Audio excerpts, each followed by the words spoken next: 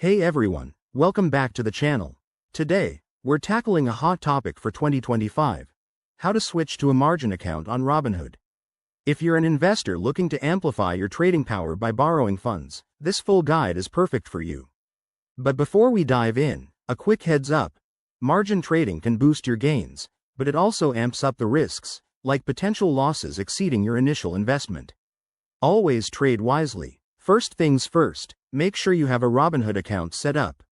Open the app or head to the website and log in securely. Once you're in, navigate to the Account section. It's usually in the bottom right corner of the app. Here, look for the Investing or Margin options. Robinhood might prompt you directly if you're eligible. Next, select Margin Investing to start the application process. You'll be asked to review and agree to the terms.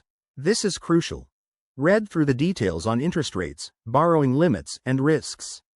Robinhood requires you to meet certain criteria, like having a certain account balance or trading history, so double-check that.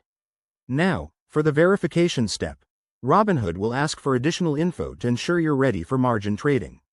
This could include confirming your identity with ID uploads or answering questions about your financial situation. It's all about compliance and safety, so take your time here. After submitting, sit tight.